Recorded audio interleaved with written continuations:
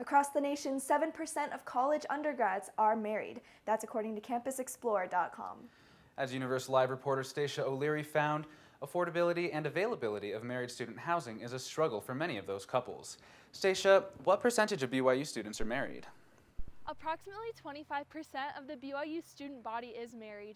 Finding family housing as a student on a student budget in Provo has proved to be very difficult for the past few years.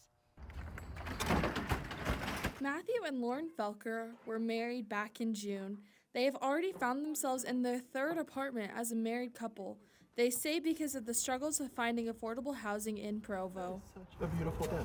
By the time that we needed to move, we hadn't been accepted to BYU on-campus housing. The Felkers moved into a basement apartment in American Fork, Utah, approximately 15 miles from campus. While they were happy to have a place to live, driving to and from campus every day posed some struggles. 30 minutes there and 30 minutes back, so we've just been doing that commute every day since the semester started, which has been kind of crazy. With apartment prices soaring and intense competition for leases, some students find themselves hopping between family members' homes until they can find a place to live. Junior Rachel James says after she got married, she and her husband moved into multiple family members' basements, shuffling their possessions between different garages. They eventually ended up in the apartment their brother had just moved out of with his wife. We decided we wanted to get married in the beginning of the year, probably a good 3 or 4 months. We were looking, and many couples try as hard as possible not to move once they have signed on a place, for fear they will not be able to find a new home. We're definitely going to stay here until we have to move.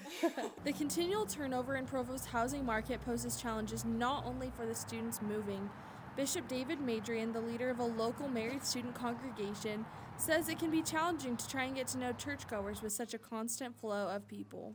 It's a huge challenge. It's hard for me as a bishop to remember people's names even. I feel badly. Madrian says he worries about members of the congregation and tries to get to know all of them. However, the constant influx of people makes it feel like an impossible task to form lasting connections.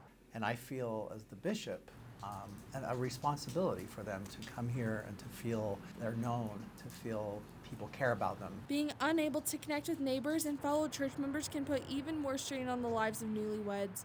To afford a one-bedroom apartment in the city of Provo while be paying minimum wage, a person would need to work 115 hours each week, according to the National Low Income Housing Coalition. The average cost of affording a one-bedroom apartment is $1,082 per month.